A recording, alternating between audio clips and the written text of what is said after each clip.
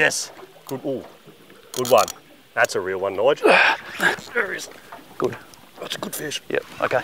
Go, go, go. What do you got? Oh, good fish too. And now we're talking. Woo! Oh. Trickies are getting bigger. You got one too? I think so. You got one too. Tricky snapper. They're not so tricky now, are they? These ones weren't anyway. Catching fish here, but it'd be nice to see if we can find the elusive Fingermark. They're very it's elusive. The only thing we can't catch right now. The one we really, really want. Isn't that the way? Jeez, you give it to you. Come on, just be gold and put us out of our misery. Oh, it is. It is. Get it in the boat, get it in the boat, get it in the boat. We've come to the west coast for one reason. It's a great place to target fingermarkers. One of the species on the salty scrolls that we want to get our hands on. We've made the drive, we've chased this weather window. Looks like today we got it right. And Nico, there's the fingermark, but there's also plenty of other species in these parts.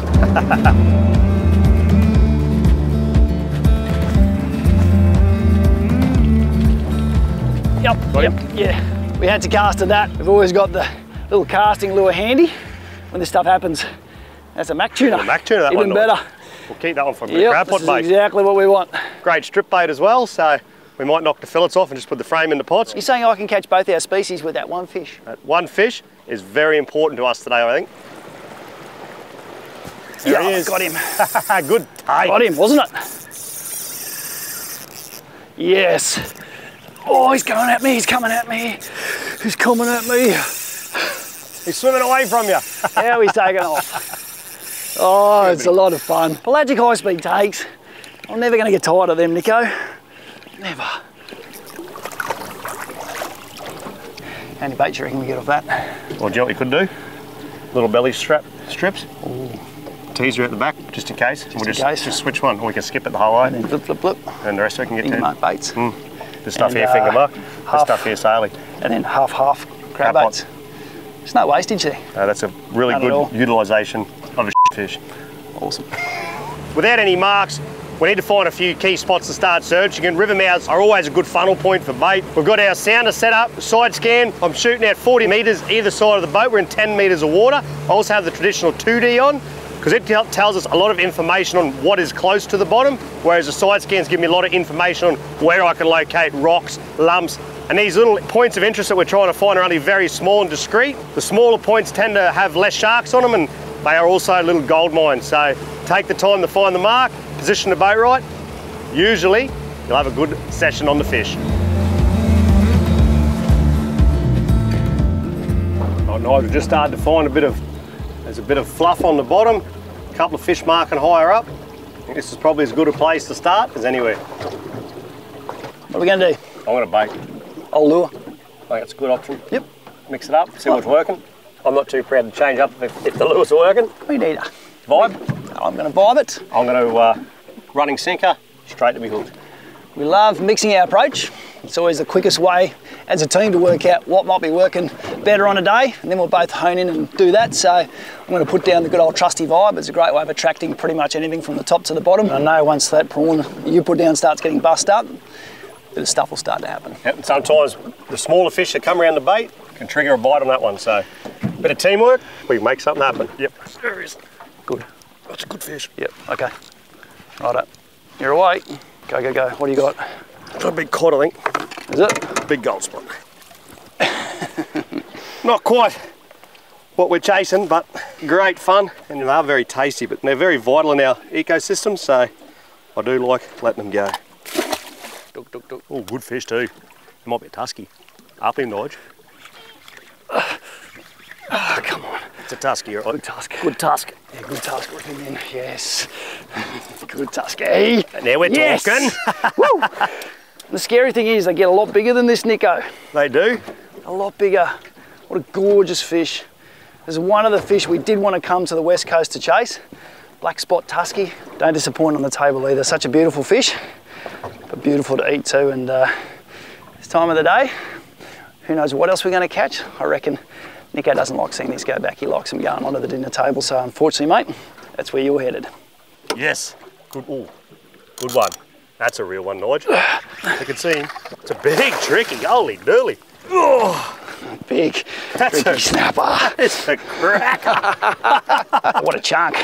Tricky snapper, grassy emperor. Carry a couple of names. They are tasty little fish, but such a hard battler.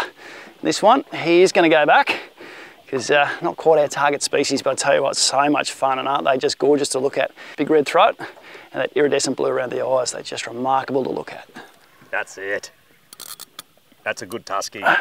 Come here, get in the boat, says Nico. Man, they punish you. They just brawlers. What a cool looking fish. Got him that time. What are you? Trevally, is it? Yeah, Goldens. Oh, just a pretty fish. It's going back. Oh, yeah. Oh, trickies are getting bigger. You got one too? I think so. You got one too. Tricky snapper. They're not so tricky now, are they? These ones weren't anyway. Catching fish here, but it'd be nice to see if we can find. It was a good little patch of rubble, so I think it might be worth doing a bit of a drift over it with some plackies. We'll see if we can't convert a Fingermark that way. Elusive Fingermark. They're very it's elusive. The only thing we can't catch right now. The one we really, really want. Isn't that the way? That's how it goes. The Fingermark has become our voodoo fish, and we are now fast moving spots to try and find one somewhere.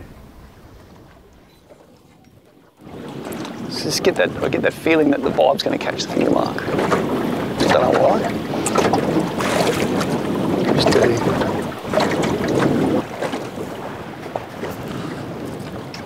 Jeez, he give it to you. Come on. Come on, just be gold. Come on, gold. Put us out of our misery. Come on, gold, and put us out of our misery. Oh, it is. It is. Get it in the boat, get it in the boat, get it in the boat. Get it in the boat. There it is. There it is. There it is. Yes! Why? Why has it been so hard to catch one? That's a good one though. Oh my God. You did it. God. You did it. Nigel. I'm so happy. I'm so happy to see that come on board. We thought that was the curse of the salty scrolls. It was, but there it is. The Fingermark. And that big spot on its back, also known as the goldensnapper, known as Lutjanus, closely related to the jacks, which we've got up the creek. We did. And they're an absolute powerhouse. Gorgeous looking fish on the salty scrolls, and very fine to eat as well. And one of the toughest species we've had to target this trip, I think. We're at the stage of this leg of the mission where the fridge is decidedly bare, but we've got some top class seafood still to cook up, Nico. Now, we're going to do this in a way which we've been shown by our First Nations people that we're lucky enough to work with at times. Very traditional on the coals of the fire, because we have nothing else to cook with this at all.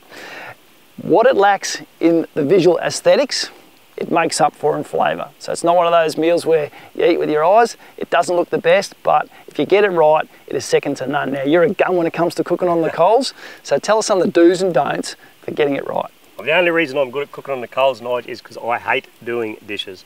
It's not my forte. I try to leave it up to you as much as I can, as you know.